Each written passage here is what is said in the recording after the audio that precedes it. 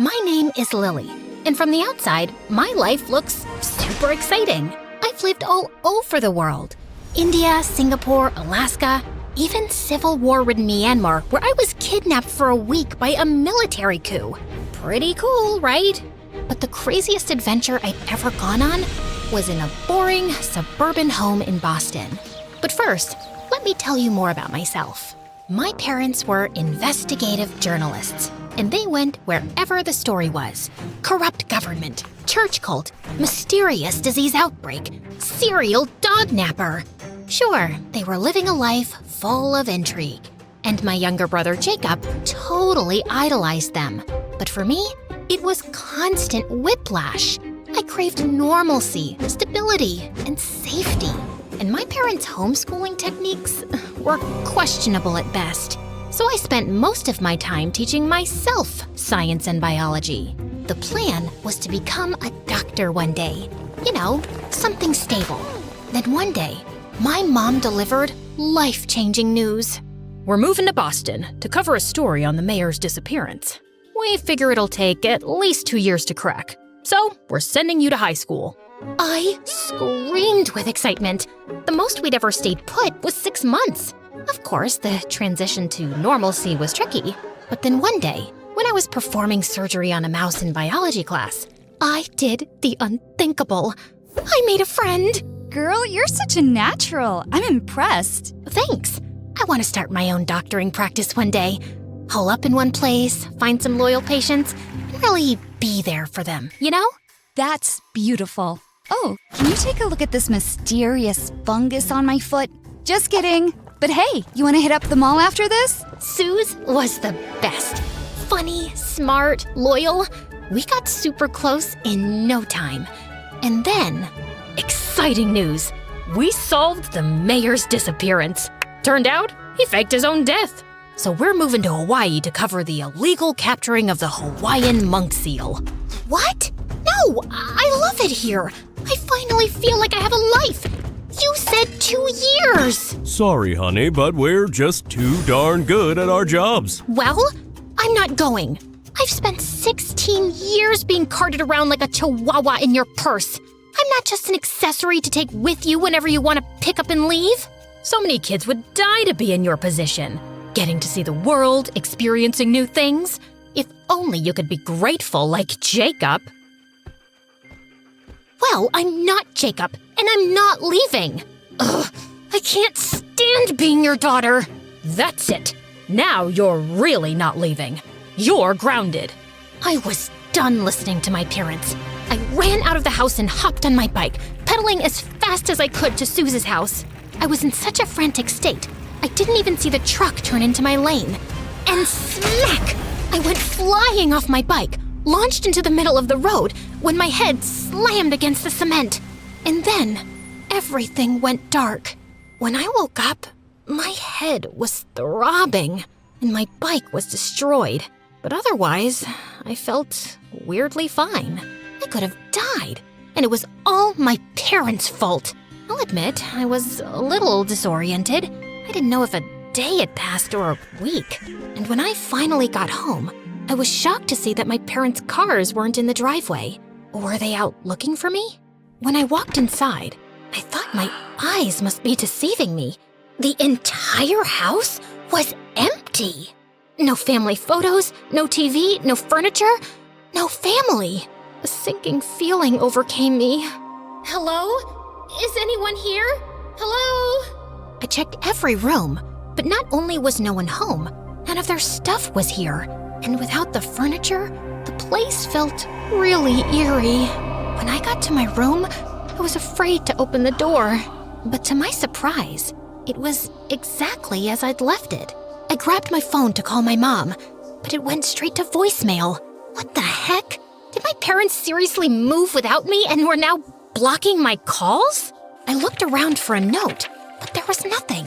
This was insane. But then it occurred to me, maybe this was my parents' way of letting me have my way. So I decided to stay put. I'd live my life, graduate in a year, and go to college. I'm sure my parents would call me back tomorrow, and I'd deliver the news. But that night, as I was falling asleep, I heard footsteps. I ran downstairs to see who it was.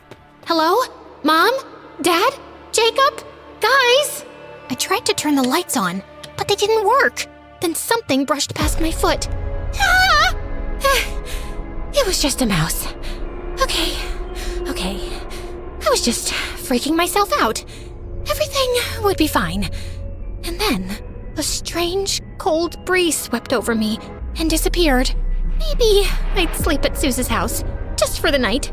I grabbed a backpack and opened the front door, but it was jammed or something. I pulled and pulled, but it was stuck. I tried the back door, but it wouldn't budge. What was happening? Something felt off. I decided to sneak out through the window, but when I went to lift it, it slammed shut, right on my hand. Ow! I frantically tried calling Suze, but it also went to voicemail. What was happening? Okay, I had to calm myself down. I bandaged my wound and tried calling my dad. As the phone rang, there was a pit in my stomach. It went to voicemail. Dad, it's me. I just got home and no one's here. And for some reason, I can't leave. Where are you guys? I got into an accident. Sorry I didn't come home sooner. I'm okay, just call me back, please. I spent the night shivering in bed. It took me hours to fall asleep, and I had the craziest dreams. As I was sliding on an iceberg in the middle of Antarctica, surrounded by killer orca whales, the sound of the doorknob turning jolted me awake. Oh my gosh, I was so relieved. My parents had finally come home. And then I heard something strange, a voice I didn't recognize, of a teenage girl laughing. I peeked over the staircase, and the door was cracked, but no one was there. Hello? I ran down the stairs, desperate to escape the house. But as soon as I arrived at the front door, it slammed shut. I pulled frantically on the knob, but it was like someone was holding it from the other side or something. Let me out! Help! Suddenly, the sound of the teenager giggling was met with another voice. Yara, honey, put your phone down and help me unpack. I followed the chatter down the long, dark hallway, all the way to the kitchen. You said you wouldn't tell me what to do if I didn't complain about moving to this creepy house. I poked my head into the kitchen, shocked to see a mother and her daughter, maybe a year or two younger than me, unpacking boxes? The mom looked totally normal, and the girl was a hardcore emo goth, so also pretty normal. I tried not to startle them, scared they might be dangerous. Hello? Excuse me, what are you doing? How long have you been here? I've been calling for help. I'm stuck in this house, but they just kept unpacking boxes. They didn't even look at me. Hello? What is happening? I tapped the woman on the shoulder, but I couldn't feel her shoulder, just air. Suddenly, I saw my hand move through her shoulder like a hologram, like she wasn't real, like she was a ghost. I screamed. The woman and her daughter cocked their heads like chickens, looking right at me. They seemed terrified. For a moment, I thought they'd seen me, but then the daughter said, Mom, what was that? I had to get them out of here. These spirits were clearly trapping me in my own home for some mysterious, nefarious reason. I got on my phone and called the first medium Google could find, Cassandra. According to her website, she could commune with any spirit, any age, any gender, anywhere.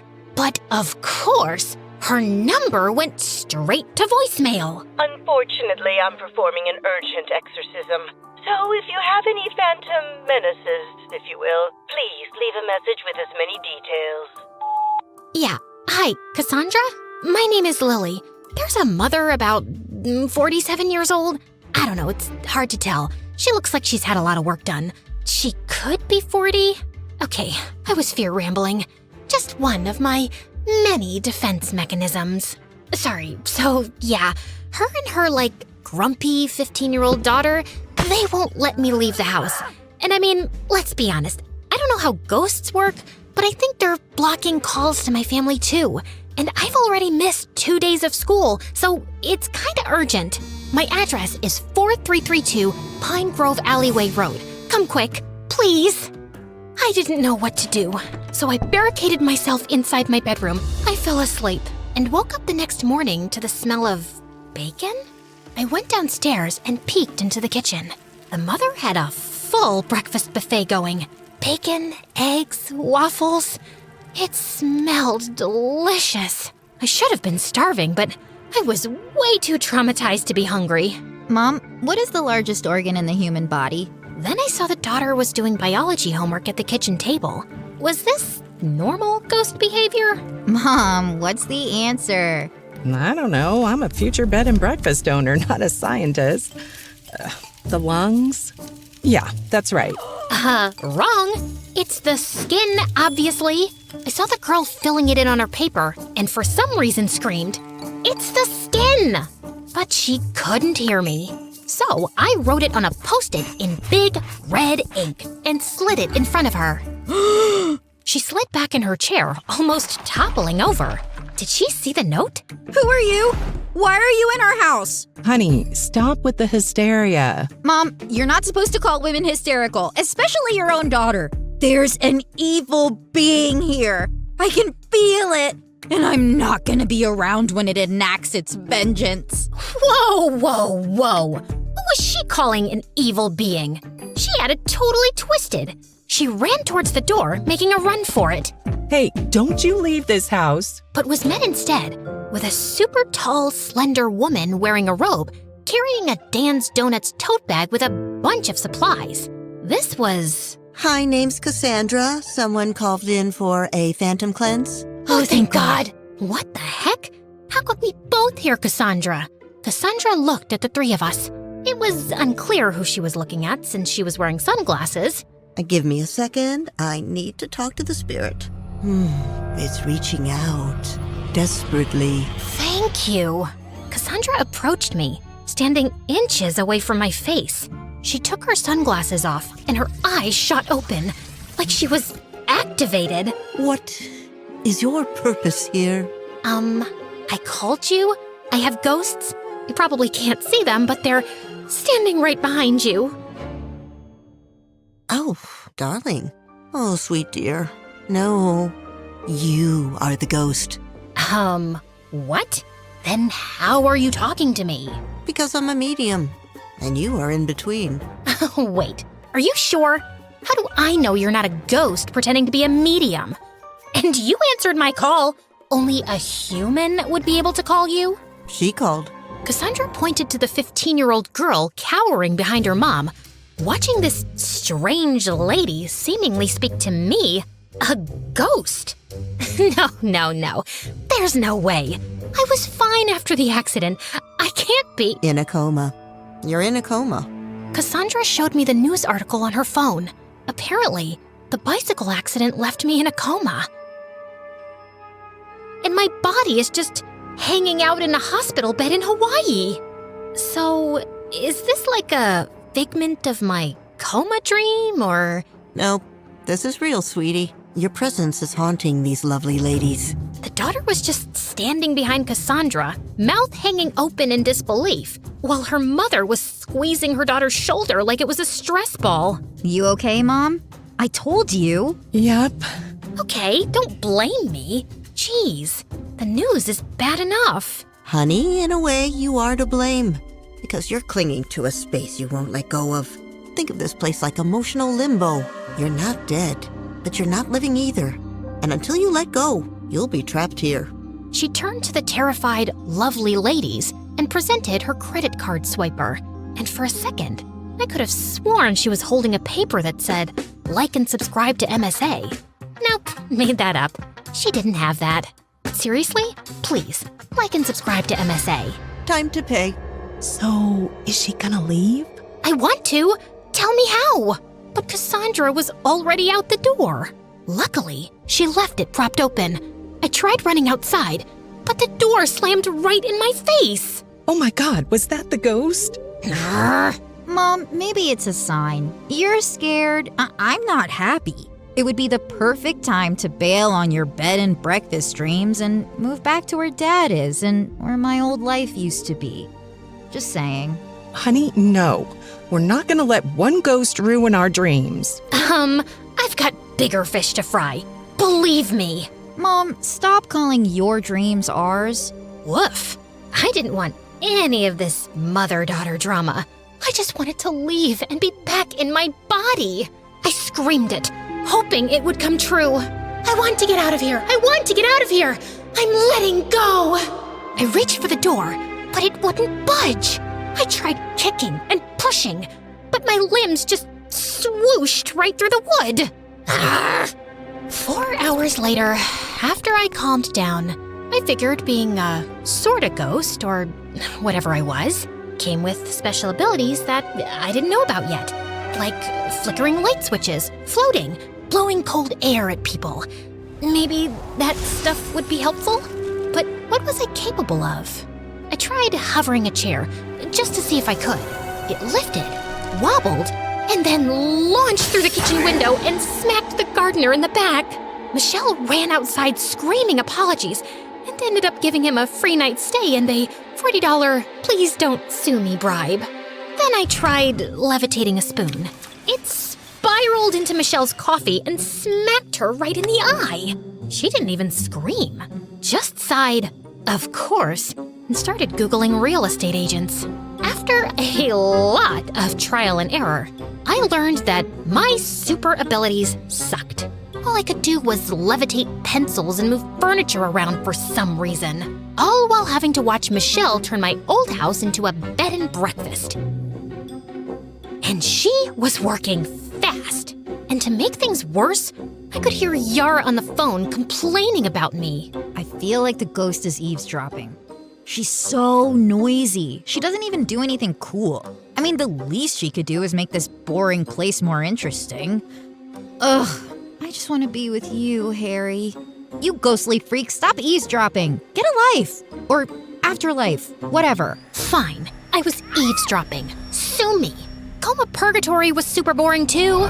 Soon, I learned that Yara had a boyfriend back home that she was obsessed with. And her dad divorced her mom a year ago and married another woman. So I didn't take her hostility too personally. A few days later, on the opening day of the bed and breakfast, I found all my bedroom furniture was gone, vanished, and everything I ever owned. Photos, clothes, all of it. My room had been turned into a guest room. I was being erased. Hey, I'm still here. I was so scared that leaving my room would be the end of me that I stayed. I put up with an endless stream of disgusting, smelly, nose-picking, farting guests. Just when I thought things couldn't get more uncomfortable, they did. Yara invited her boyfriend over, Harry, the one she'd been sobbing about into her hoodie since day one. Apparently, he needed a break from his toxic stepmom. And for some reason, Michelle said yes. From the second he walked in, the house started smelling like Axe body spray and microwave bacon. He flopped right onto my bed, kicked off his sneakers, and yelled, Yo, babe, this Airbnb is fire! You guys got snacks or what? Then he opened a soda, chugged half of it, and let out a fart so long it had segments. I wish I was exaggerating.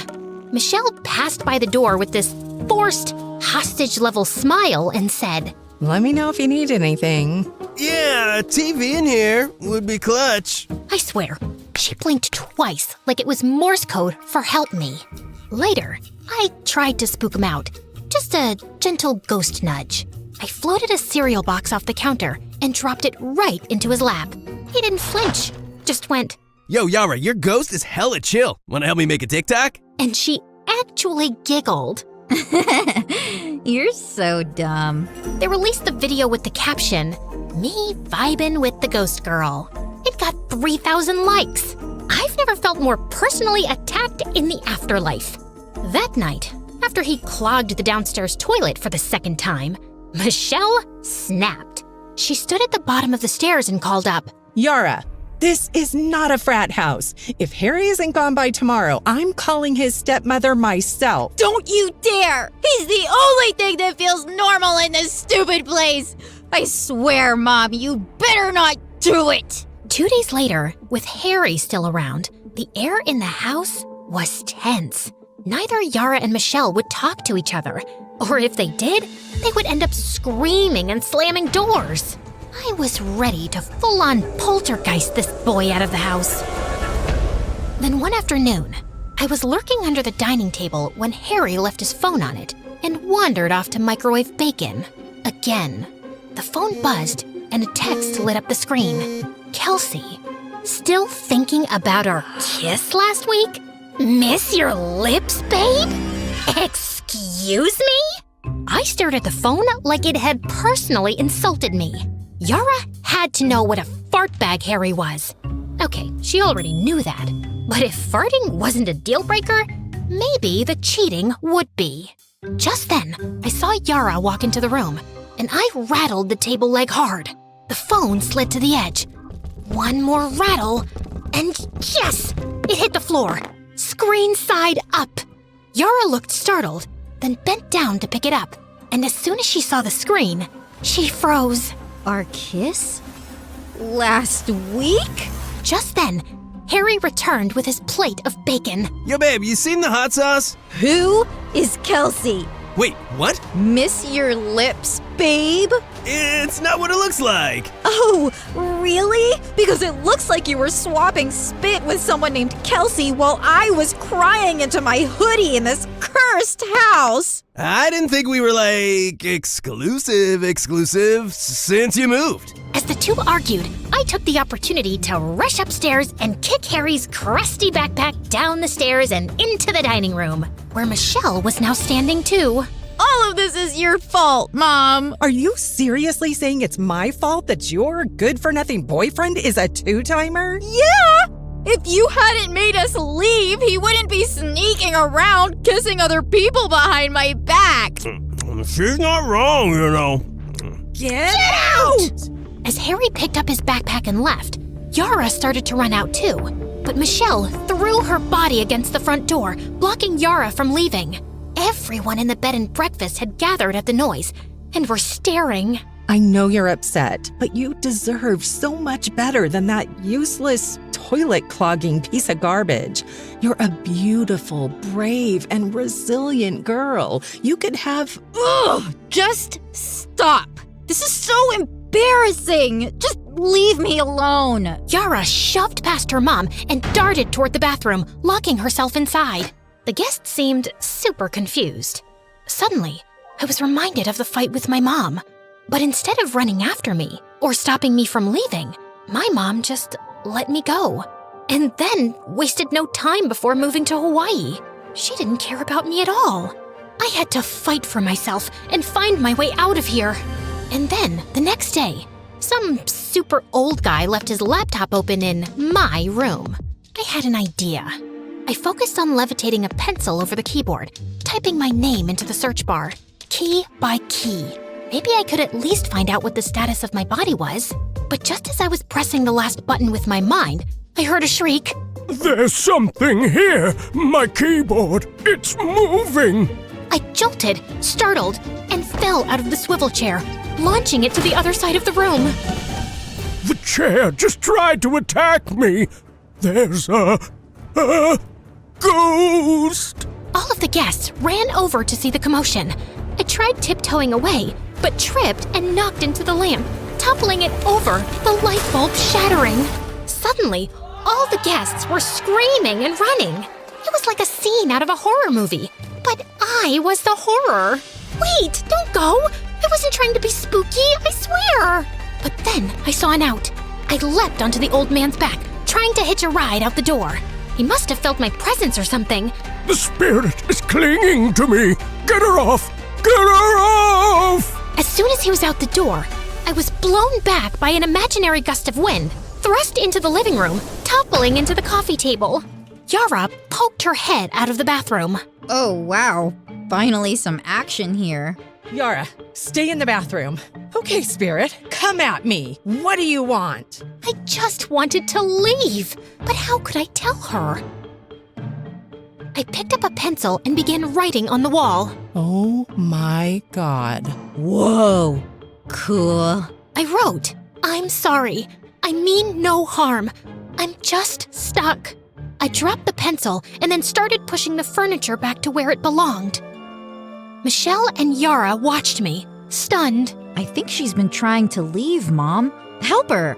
Suddenly, Michelle collapsed to her knees. She started breaking down, crying. I don't know how. And now the business is ruined. Yara, I'm sorry I moved us here. It's just the divorce was hard on you, I know, but it was devastating for me too. I was with Dad for 20 years. I was heartbroken. I was so focused on running to something new, something that would make me happy. I didn't consider you. Maybe the ghost is a sign that I haven't been seeing you. If you want to move back, we can move back.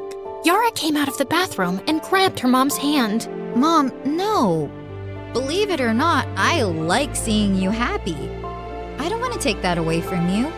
Plus, things are finally getting interesting. Mom, it's okay to be heartbroken. But I'm the parent. Exactly. And that means I know where I got my strength from. Michelle gave her daughter a huge hug. Somehow, my presence had brought them together. And watching them hug made me feel so alone. I went back to my room and laid on the bed crying. Yep, apparently ghosts can cry. The next morning, I noticed something on the computer. The search result from earlier. I levitated a pencil and sneakily clicked on one of the links. It was an article about me, about how my parents had poured all their resources and energy into doing a story on brain activity during comas. Apparently, there was a procedure that could save me, but it was only because of the greed of the healthcare industry that it wasn't public knowledge. My parents even sold the house to fund the investigation. I walked down the stairs to see the front door was propped open. I saw Yara and her mom laughing as they added the word haunted in front of the bed and breakfast. Then it occurred to me, if Yara could forgive her mom, maybe I could forgive mine. Beep, beep, beep. She's awake! Honey, come here! I was so disoriented, but I could see my mom in front of me, tears streaming down her face, clutching my hand in hers. Mom, is this real? Her teardrops landed on my hand. It definitely felt real. Oh my goodness, Lily. I am so sorry we put ourselves before you. You and Jacob are everything. It's my fault for driving you away. I'll never forgive myself. Mom, it's not your fault. You're great at what you do. And if you weren't, I'd never have woken up. But we didn't even do the operation. You just woke up all on your own. Maybe Cassandra was onto something. It wasn't the house I had to leave behind. It was my anger.